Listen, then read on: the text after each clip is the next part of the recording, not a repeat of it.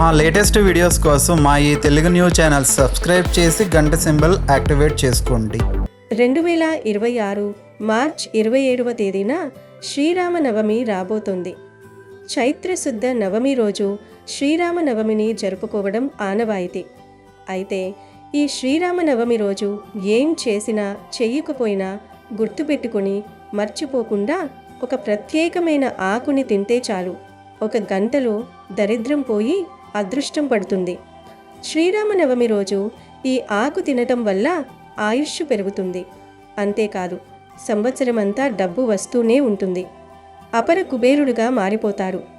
శ్రీరామనవమి రోజు ఈ ఆకు తినటం వల్ల మీకు 1000 ఏనుగుల బలం వస్తుంది. రాముల వారి అనుగ్రహం కలుగుతుంది. శ్రీరామనవమి రోజు ఈ ఆకు తింటే కటిక పేదవాడు కూడా కుబేరుడుగా మారిపోతాడు. మనలో చాలామంది ఆరోగ్యం బాగోలేకపోవటం వల్ల సరిగ్గా పనిపై శ్రద్ధ పెట్టలేకపోతూ ఉన్నాం అని బాధపడిపోతూ ఉంటారు.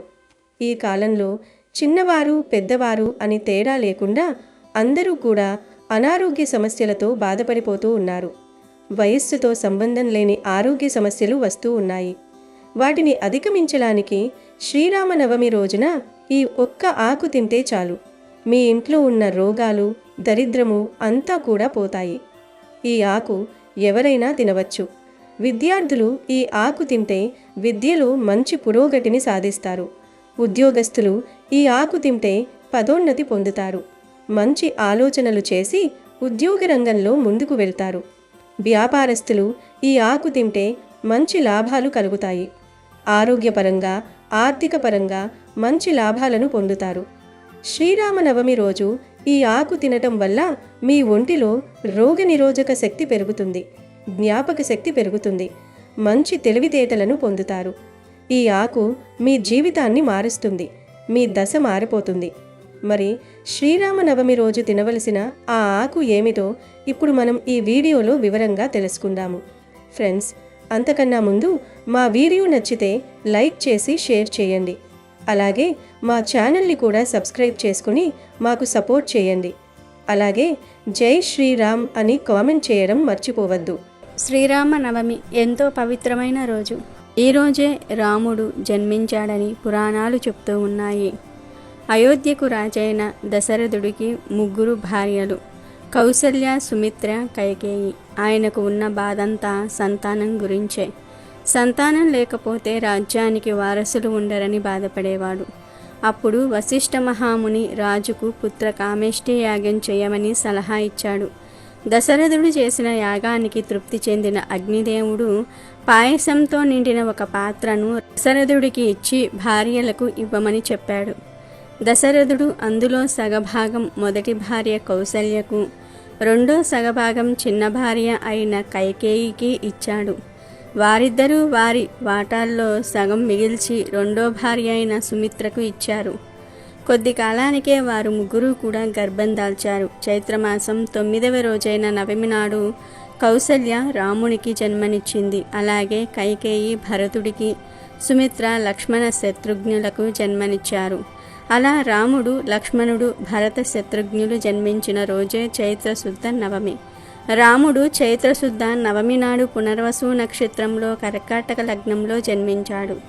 5 గ్రహాలు ఉచ్చస్థానంలో ఉండగా జగన్నాథుడైన సర్వలోక వంద్యుడైన రాముడు కౌసల్యకు పుత్రుడిగా అవతరించాడు. సర్వదేవతలకు మాతృమూర్తి అతిథిదేవి, దేవతాశక్తులకు మూలం. ఆ దేవి ఆదిదేవతగా గల నక్షత్రం పునర్వసు నక్షత్రము. అందుకే నారాయణుడు దేవతలకు రక్షకుడిగా అతిథి నక్షత్రంలో జన్మించాడంటారు. పునర్వసులో జన్మించటంలో ఇంతటి ఆంతర్యం ఉంది. శ్రీరామనవమి అనేది ఉగాది తర్వాత వచ్చే అతిపెద్ద పండుగ. అంటే సంవత్సరం ప్రారంభంలో వచ్చే మొదటి పండుగ ఇది. ప్రతి సంవత్సరం చైత్రశుద్ధ నవమి రోజున శ్రీరామనవమి పండుగను జరుపుకుంటారు. ఈరోజే రాముడు పుట్టాడని, రామ పట్టాభిషేకం జరిగిందని, సీతారాముల కళ్యాణం జరిగిందని పురాణాలు చెప్తూ ఉన్నాయి. ఈరోజు చామంతి పూలతో సీతారాములను పూజిస్తే విశేషమైన పుణ్యఫలం దక్కుతుంది. అన్నిటికన్నా ముఖ్యంగా ఈ శ్రీరామనవమి పండుగ పర్వదినాన ప్రతి ఒక్కరూ పిండి దీపాలు వెలిగించండి. ఈ పండుగ రోజున పిండి దీపాలు వెలిగిస్తే కోరుకున్న కోరికలన్నీ కూడా వెంటనే నెరవేరుతాయి. 10 తరాలు ఐశ్వర్యం మీ కుటుంబానికి లభిస్తుంది. కాబట్టి శ్రీరామ నవమి రోజున ఇంట్లో పూజ చేసేటప్పుడు బియ్యపు పిండితో 2 లేదా 7 పిండి ప్రమిదలను తయారు చేసి అందులో ఆవు నెయ్యిని పోసి ఇంట్లో పూజ చేసుకోవాలి. పిండి దీపాలకు కూడా చాలా శక్తి ఉంటుంది. అందులోనూ శ్రీరామ నవమి రోజున పిండి దీపాలు వెలిగిస్తే ఊహించలేనంత అదృష్టం కలుగుతుంది. మీ మనసులోని కోరికలన్నీ కూడా నెరవేరిపోతాయి. శ్రీరాముల వారికి అత్యంత ఇష్టమైన వాటితో తులసి దళాలు ఒకటి కాబట్టి ఈరోజు ఇంట్లో పూజ చేసేటప్పుడు మీ పూజా గదిలో కొన్ని తులసి దళాలను పెట్టుకోండి. తులసి దళాలతో శ్రీరాముణ్ణి పూజిస్తే మీ ఇంటికి అఖండ కుబేర రాజయోగం కలుగుతుంది. ఏలినాటి శని దోషాలన్నీ కూడా తొలగిపోతాయి. విపరీతమైనటువంటి డబ్బు కలిసి వస్తుంది. ఈ సంవత్సరమంతా భోగభాగ్యాలను అనుభవిస్తారు కాబట్టి ఇంతటి గొప్ప అవకాశాన్ని మాత్రం అస్సలు వదులుకోవద్దు. శ్రీరామ నవమి రోజున ఇంట్లో పూజ చేసే ముందు కొన్ని అక్షింతలను తయారు చేసుకొని పూజ గదిలో పెట్టుకోండి. ఇంట్లో పూజ పూర్తయిపోయిన తర్వాత ఆ అక్షింతలను తలపైన వేసుకోండి. ఈ అక్షింతలకు ఎంతో దైవశక్తి ఉంటుంది కాబట్టి మీ కుటుంబం అంతా కూడా అక్షింతలను వేసుకుని రాముల వారికి నమస్కారం చేసుకుంటే ఈ సంవత్సరమంతా కూడా మీకు బాగా కలిసి వస్తుంది. శ్రీరామ నవమి రోజు ఎవరినీ మోసం చేయకూడదు. నిజాయితీగా ఉండండి. మీరు చేసే ప్రతి పనిని చిత్తశుద్ధితో చేయండి. సాక్షాత్తు శ్రీ మహావిష్ణువు స్వరూపమైన శ్రీరాముణ్ణి పూజించే శ్రీరామ నవమి రోజు కొన్ని పనులకు దూరంగా ఉండాలి. ఈరోజు అత్యంత నియమనిష్టలతో శ్రీరాముణ్ణి పూజించాలి. శ్రీరామ నవమి పవిత్రమైన రోజున అస్సలు చేయకూడని పనులు కొన్ని ఉన్నాయి. ఈ రోజున మాంసాహారం, ఆల్కహాల్ను అస్సలు తీసుకోకూడదు. రామ నవమి నాడు మాంసాహారం తింటే రామయ్యకు అపచారం కలుగుతుంది. ఫలితంగా ఆర్థిక ఇబ్బందులను ఎదుర్కోవలసి వస్తుంది. అలాగే ఉల్లిపాయలు, వెల్లుల్లిని కూరలలో వేయకూడదు. నవరాత్రుల సమయంలో జుట్టు కత్తిరించటం లేదా షేవింగ్ చేయటం అస్సలు మంచిది కాదు. రామ నవమి నాడు ఎవ్వరూ వివాదాల జోలికి, వాదనల జోలికి పోకూడదు. ఎవరితోనూ గొడవలకు దిక్కకూడదు. హింస చేయరాదు. ముఖ్యంగా భార్యాభర్తలు అస్సలు తగువులు ఆడకూడదు. ఇతరుల వ్యవహారాలలో, వివాదాలలో తలదూరిస్తే రామయ్యకు ఆగ్రహం వస్తుంది. ఫలితంగా ఆర్థిక కష్టాలు, నష్టాలు కలుగుతాయి. కనీసం 9 రోజుల పాటు రాముడి ఆశయాలను పాటించడానికి ప్రయత్నించండి. ఇతరులను విమర్శించటం లేదా వారి గురించి చెడుగా మాట్లాడడం మానుకోండి. కష్టాల్లో ఉన్నవారి పట్ల దయగా, ఉదారంగా ఉండండి. శ్రీరామ నవమి వేడుకలను చేసేవారు, రాములవారి కళ్యాణం చేయించేవారు వెల్లుల్లి, ఉల్లిపాయలను ఆహారంలో తినటం మానుకోవాలి. ఆహారం మాత్రమే కాదు, మద్యం సేవించటము, ధూమపానం చేయటం వంటివి రామ నవమి నాడు అస్సలు చేయకూడదు. రామ నవమి ప్రాముఖ్యత ఇచ్చిన మాటకు కట్టుబడి ఉండటం, ధర్మాన్ని పాటించటం, ఏకపత్ని వ్రతుడిగా ఉండటము, ఎల్లప్పుడూ సత్యం మాట్లాడడం మంచి ప్రవర్తన, సద్గుణాలకు చిహ్నం. శ్రీరామ నవమి రోజున ముఖ్యంగా ఈ శ్లోకం పఠించాలి. శ్రీరామ రామ రామేతి రమే రామే మనోరమే సహస్రనామ తత్తుల్యం రామనామ వరాననే. ఈ శ్లోకం 3 సార్లు స్మరించినంత మాత్రానే ఒక విష్ణు సహస్రనామ పారాయణం ఫలితమే కాదు, భక్తులకు శివ సహస్రనామ ఫలితం కూడా లభిస్తుంది. ఇక ఈరోజు అందరూ తప్పక పానకము, వడపప్పును తినాలి. రోజున బెల్లం పానకం, పెసర బెడలతో వడపప్పును తీర్థ ప్రసాదాలుగా ఇస్తూ ఉంటారు. బెల్లం పానకం, పెసర బెడలతో వడపప్పును స్వీకరించటం వలన అవి శరీరంలోని ఉష్ణోగ్రతను నియంత్రిస్తూ ఉంటాయి. శరీరానికి కావలసిన చల్లదనాన్ని, పోషకాలను అందిస్తూ ఉంటాయి. జీర్ణ సంబంధమైన, మూత్ర సంబంధమైన వ్యాధులు రాకుండా, వాత, పిత్త, కఫ సంబంధ సమస్యలు తలెత్తకుండా ఒక రక్షక కవచంలా ఇవి పనిచేస్తూ ఉంటాయి.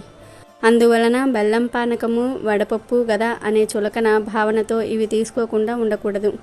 ఈ రోజున వీటిని తీర్థ ప్రసాదాలుగా స్వీకరించడం వల్ల సీతారాముల అనుగ్రహంతో పాటు ఆరోగ్యపరమైన ఔషధం లభించినట్టు అవుతుందని చెప్పవచ్చు. ప్రసాదాలన్నీ కూడా సమయానుకూలంగా ఆయా ఋతువులను, దేహారోగ్యాన్ని బట్టి మన పెద్దలు నిర్ణయించినవే. వడపప్పు పానకం కూడా అంతే.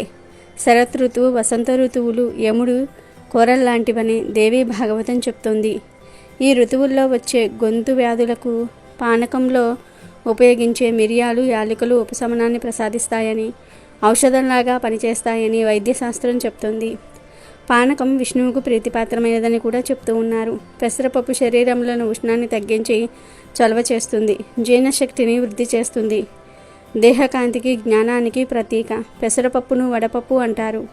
అంటే మండుతున్న ఎండల్లో వడదెబ్బ తగలకుండా వేడి నుంచి కాపాడుతుందని అర్థము. పెసరపప్పు బుధగ్రహానికి ప్రీతిపాత్రమైనది. పూర్వీకులకు పెసరపప్పు ఎంతో ప్రశస్తమైనది. అందుకని ఒక్క శ్రీరామనవమి రోజునే కాకుండా ఈ వేసవిలో వడపప్పు పానకం తీసుకుంటే మంచిది. ప్రత్యేకంగా శ్రీరామనవమి రోజున ఒక పేపర్ మీద మీ పేరు రాసి ఆ పేపర్ను తీసుకుని వెళ్ళి ఒక ప్రత్యేకమైన ప్రదేశంలో పడేస్తే చాలు, మీరు కోరుకున్న కోరికలన్నీ కూడా నెరవేరుతాయి. అష్టైశ్వర్యాలు సిద్ధిస్తాయి. కష్టాలన్నీ కూడా పోతాయి. ధనం వరదలాగా వస్తుందని సిద్ధశాస్త్రం చెప్తుంది. ఏమీ లేదు, శ్రీరామనవమి రోజు చక్కగా ఒక పేపర్ను తీసుకొని ఆ పేపర్ మీద మీ పేరును రాయండి. బ్లూ ఇంకు పెన్తో కానీ గ్రీన్ ఇంకు పెన్తో కానీ మీ పేరును రాసుకోండి. అలా రాసిన తర్వాత ఆ పేపర్ మీద పసుపుతో ఒక చిన్న బొట్టును పెట్టండి. తర్వాత ఈ పేపర్ను ఫోల్డ్ చేసి మీ చేతులతో పట్టుకొని రాముడి ఫోటో ముందు కానీ వెంకటేశ్వర స్వామి వారి ఫోటో ముందు కానీ నిలబడి మీ కోరికను చెప్పుకోండి. మీకు ఏ కోరిక ఉంటే ఆ కోరికను చెప్పుకోండి. మాకు ఉన్న కష్టాలు పోవాలి, సమస్యలు పోవాలి, మా సంపాదన పెరగాలి, ఆస్తి రెట్టింపవ్వాలి అని మనస్ఫూర్తిగా సంకల్పం చెప్పుకోండి.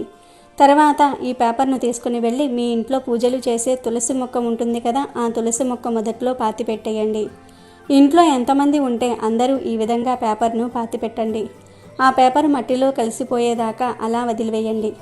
ఇలా శ్రీరామనవమి రోజు పేపర్ మీద మీ పేరు రాసి తులసి చెట్టు మొదట్లో పాతి పెడితే ఖచ్చితంగా మీ కోరికలు తీరుతాయి, కష్టాలు తీరుతాయి, అష్టైశ్వర్యాలు సిద్ధిస్తాయి, కావలసినంత ధనం వస్తుంది, కూర్చుని తిన్నా తరగని ఐశ్వర్యం వస్తుంది. కనుక అందరూ కూడా శ్రీరామనవమి రోజు మీ పేరును పేపర్ మీద రాసి ఇలా చేయండి.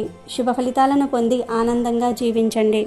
పితృవాక్య పరిపాలకుడిగా, ప్రజలను బిడ్డల్లా పాలించిన రాజుగా, భార్య ప్రేమ కోసం పరితపించిపోయిన భర్తగా, ఆదర్శవంతమైన కుమారుడిగా, ఆ సకల గుణాభిరాముడిలో 16 ఉత్తమ లక్షణాలు ఉన్నాయి. క్రమశిక్షణ కలిగినవాడు, వీరుడు, సాహసికుడు, వేదాంతాలు తెలిసినవాడు, చేసిన మేలును మరవనివాడు, సత్యవాకు పరిపాలకుడు, గుణవంతుడు, స్వయం నిర్ణయాలు తీసుకునే విజ్ఞానవంతుడు, సర్వ జీవుల పట్ల దయ కలిగినవాడు, సకల శాస్త్రాలలోనూ పండితుడు, సమస్త కార్యాలలోనూ సమర్థుడు, సులక్షణమైన రూపసి, అత్యంత ధైర్యశాలి, క్రోధాన్ని జయించినవాడు, సమస్త లోకాల్లోనూ తెలివైనవాడు, ఈర్ష్య అసూయ లేనివాడు, దేవతలకు కూడా భయాన్ని కలిగించే ధీశాలి. ఈ లక్షణాలన్నీ ఉన్న ఒకే ఒక్క వ్యక్తి శ్రీరాముడు. రామరాజ్యంలో ప్రజలంతా సిరి సంపదలతో సుఖ సంతోషాలతో ఉన్నారనేది హిందువుల నమ్మకం. రాముడిని సూర్యవంశానికి ఆరాధ్యుడిగా పేర్కొంటారు. ఈ వంశానికి చెందిన ప్రముఖులలో దిలీపుడు, రఘు, వీరిలో రఘు ఇచ్చిన మాటకు కట్టుబడ్డ వ్యక్తిగా ప్రసిద్ధిగాంచాడు. శ్రీరాముడు కూడా ఆయన అడుగుజాడల్లోనే నడిచి తండ్రి మాట కోసం 14 ఏళ్లు వనవాసం చేశాడు. మాట కోసం నిలబడ్డాడు కాబట్టే రాముణ్ణి రఘురాముడు, రఘునాథుడు, రఘుపతి, రాఘవేంద్రుడు మొదలైన పేర్లతో పిలుస్తారు. ఈ మహాపర్వదినం రోజున రామ పట్టాభిషేకంలో పాల్గొన్న, శ్రీ సీతారామ కళ్యాణం చేయించుకున్నా లేదా వీక్షించినా లేక రామచంద్రమూర్తిని పూజించిన సమస్త అభిష్టములు నెరవేరుతాయని ప్రతీతి. దుష్ట శిక్షణార్థం ఆ శ్రీ మహావిష్ణువు దశావతారాలు ఎత్తాడు. అందులో అతి ముఖ్యమైంది 7వ అవతారమైన రామావతారం. రాముడు సామాన్య మనిషిగా ధరణిపై అవతరించి ధర్మ సంస్థాపన చేశాడు. శ్రీరాముడు వసంత ఋతువులో చైత్రశుద్ధ నవమి గురువారం నాడు పునర్వసు నక్షత్రము కర్కాటక లగ్నంలో సరిగ్గా అభిజిత్ ముహూర్తంలో అంటే మధ్యాహ్నం 12 గంటల వేళల్లో త్రేతాయుగంలో జన్మించాడు. ఈ రోజున హిందువులు ఎంతో భక్తి శ్రద్ధలతో శ్రీరామ నవమి వేడుకలు జరుపుకుంటారు. దేశవ్యాప్తంగా శ్రీరామ నవమి వేడుకలు అంగరంగ వైభవంగా సాగుతాయి. వీధులలో చలువ పందిళ్లు వేసి సీతారామ కళ్యాణం జరిపిస్తారు. శ్రీరామ నవమి రోజే సీతారాముల కళ్యాణం కూడా జరిగింది. అంతేకాదు చైత్రశుద్ధ నవమి రోజే రాముడి పట్టాభిషేకం కూడా జరిగిందని శాస్త్రాలలో ఉంది. రామ అనే పేర్లు 1,00,000 కోటి రాస్తే ఒక్కొక్క అక్షరమే మహాపాతకాలను నశింపచేస్తుందని స్వయంగా పరమేశ్వరుడే పార్వతీదేవికి చెప్పినట్లు భవిష్యోత్తర పురాణంలోని ఉమామహేశ్వర సంవాదంలో వివరింపబడింది. సమస్త పాపాలను హరించివేసి సకల పుణ్య ఫలాలను అందించే శక్తి ఒక్క రామనామానికి మాత్రమే ఉంది. రామ అనే 2 అక్షరాలు ధర్మ మార్గాన్ని సూచిస్తాయి. మోక్ష మార్గాన పయనించడానికి కావలసిన అర్హతను సంపాదించి పెడతాయి. దేవుడు ఒక్కడే, అయితే ఆ ఒక్కడు రాముడేననిపిస్తుంది. దేవుడు పలు రూపాలు ధరిస్తే అందులో రాముడి రూపమే మనకు మరింత దగ్గరగా ఉంటుంది. శ్రీమన్నారాయణుడు ధరించిన అవతారాలలో కొన్నిటి గురించి కొంతమందికి తెలియకపోవచ్చునేమో గాని రామావతారం గురించి తెలియని వారు ఉండరు. అంతగా రాముడు అందరికీ దగ్గరయ్యాడు. మదిలో మధురంగా మోగే మంత్రమయ్యాడు. అలాంటి రాముడి అనుగ్రహం కోసం పూర్వం రామకోటి రాసేవారు మన పెద్దలు. రామకోటి రాయటం అనాది నుంచి మన భారతదేశంలో ఉన్న ఆచారం. చాలామంది శ్రీరామనవమి నాడు రామకోటి రాయటం మొదలుపెట్టి మళ్ళీ శ్రీరామనవమి నాడు ముగిస్తూ ఉంటారు. శ్రీరామనవమి రోజే కాకుండా ఎప్పుడైనా సరే శ్రీరామకోటి రాయటం మొదలు పెట్టవచ్చు. కుదిరిన వారు శ్రీరామనవమికి ముందే ఒక రామకోటి పుస్తకాన్ని తెచ్చుకోండి. ఇది ప్రతి పుస్తకాల షాపుల్లో దొరుకుతుంది. ఈ పుస్తకాన్ని ముందే కొని తెచ్చిపెట్టుకోండి. శ్రీరామనవమి రోజు ఈ పుస్తకాన్ని తీసుకుని వెళ్ళి పూజలో పెట్టి హారతి ఇచ్చి అప్పుడు రామకోటి రాయటం ప్రారంభించండి. రామనామం వలన ఎలాంటి కష్టాలైనా సరే తొలగిపోతాయి. జీవితం అద్భుతంగా మారిపోతుంది. మన పిల్లలకు మనం ఆస్తులు ఇచ్చినా ఇవ్వకపోయినా వారిని కాపాడేది రామచంద్రమూర్తి, సీతమ్మ తల్లే. పిల్లల్ని వారి చేతుల్లో పెట్టి చిన్న వయసులోనే పిల్లలు రామనామం పఠించేలాగా చేయండి. ఖచ్చితంగా మీ పిల్లలు మంచి వృద్ధిలోనికి వస్తారు. రామనామాన్ని పట్టుకునే అతి తేలికైన మార్గమే రామకోటి. శ్రీరామనవమి రోజు అందరూ కూడా రామకోటి రాయటం ప్రారంభించండి. పిల్లల చేత కూడా రాయించండి. ప్రతిరోజు కొంచెం కొంచెం రాయండి చాలు. కొంతకాలానికి మీ జీవితం అద్భుతంగా మారుతుంది. ఈ రామకోటి రాసేవారు 7 నియమాలను పాటించాలి. ఆ నియమాలు ఏమిటో కూడా తెలుసుకుందాం. ఒక విషయం గుర్తుపెట్టుకోండి, రామకోటి పుస్తకం అంటే ఒక పుస్తకం లాగా చూడకండి. స్వయంగా రాముల వారే చెయ్యి ఇచ్చి చెయ్యి మీద రామకోటి రాయమంటే ఎంత ఆనందంగా రాస్తారో అంత ఆనందంగా రామకోటి పుస్తకం రాయాలి. రాముల వారి చేతి మీద రాస్తున్నట్టు భావించాలి. ఇక రెండవది నియమం ఏమిటంటే శ్రీరామ అని రాసేటప్పుడు ముందు శ్రీతోనే మొదలు పెట్టండి. శ్రీరామ అంటే సీతమ్మ, రాముల వారు ఇద్దరూ కలిసి ఉన్నట్లు భావన. ఇలా రాసేటప్పుడు మనసులో శ్రీరామ జయరామ జయ జయరామ అనే నామాన్ని అనుకోండి. ఇక మూడవ నియమం ఏమిటంటే శ్రీరామకోటి పుస్తకం మీద వేరే లెక్కలు, ఫోన్ నెంబర్లు అస్సలు రాయకూడదు. ఈ పుస్తకాన్ని మరియు పెన్నును పూజామందిరంలోనే ఉంచుకోవాలి. రామకోటి రాయడానికి మాత్రమే వాడండి, అంతే తప్ప ఈ బుక్కులో మిగతావి ఏమీ రాయవద్దు. 4వ నియమం ఏమిటంటే ఎప్పుడూ కూడా కౌంట్ కోసం రామనామం రాయవద్దు. మనసు ఎన్ని నామాలకు నిలబడుతుందో చూడండి. అంటే మీరు రామకోటి రాస్తున్నప్పుడు మధ్యలో సినిమాలు గుర్తు వస్తే అక్కడ ఆపేసి కాసేపటి తర్వాత మళ్ళీ నిష్టగా మనసులో శ్రీరామ జయరామ జయ జయరామ అనుకుంటూ రామకోటి రాయండి. మీ మనసు లగ్నం కాకపోతే రాయటం ఆ పూటకు ఆపేసేయండి. లేదంటే మధ్యలో నిద్ర వచ్చిందనుకోండి, అక్కడ ఆపేయండి. అంతేగాని పంతంగా రోజుకు నేను 1000 సార్లు రాస్తాను, 2000 సార్లు రాస్తాను అని లేదా 500 సార్లు రాస్తాను అని నియమం పెట్టుకోవద్దు. ఎంత కుదిరితే అంత రాయండి. 10 రాసినా చాలు, కానీ రాసిన 10 అయినా సరే మనసు పెట్టి రాయండి. అంతేగాని ఊరకే కౌంట్ కోసం రాసుకుంటే జీవితం ఏమీ మారదు. అలా కాకుండా మనసు పెట్టి ఒక్కసారి అయినా సరే రాస్తే దానికి ఫలితం అనేది వస్తుంది. మీరు 1,00,000 రాసేసరికి మీ జీవితం మారిపోతుంది. 5వ నియమం ఏమిటంటే మీరు రామకోటి రాసేటప్పుడు బయటకు వెళ్లాల్సి వస్తే సరి సంఖ్య దగ్గర ఆపండి. మళ్ళీ వెనక్కి వచ్చాక రాయదలుచుకుంటే మళ్ళీ కాళ్ళు చేతులు కడుక్కొని రాయండి. 6వ నియమం ఏమిటంటే ఈ రామకోటిని 1,00,000 సార్లు రాశారంటే వ్యక్తిత్వంలో ఎంతో మార్పు వస్తుంది. చెడు అలవాట్లన్నీ కూడా రాముల వారే తీసేస్తారు.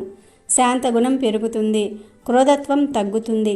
కాబట్టి 1 లక్ష పూర్తవ్వగానే ఈ పుస్తకానికి పూజ చేసి నివేదన చేసి ఆ ప్రసాదాన్ని చుట్టుప్రక్కల వారికి పంచిపెట్టాలి. ఇక ఆఖరి నియమం ఏమిటంటే, ఈ రామకోటి రాస్తున్నప్పుడు వయస్సు పైబడిందని భావించేవారు లేదా రామకోటి పుస్తకం పూర్తయిన వారు ఈ పుస్తకాన్ని భద్రాచలానికి చేర్చండి లేదా గుంటూరు రామనామ క్షేత్రానికి చేర్చండి. ఇవేమీ కుదరని వారు చక్కగా ఒక పసుపు బట్టలో ఈ పుస్తకాన్ని చుట్టి పవిత్రంగా తీసుకుని వెళ్ళి ఏదైనా నదిలో కలిపేయండి. చక్కగా రాముల వారికి నమస్కారం చేసుకుని నదిలో కలిపేయండి. ఫలితం అమోఘంగా ఉంటుంది.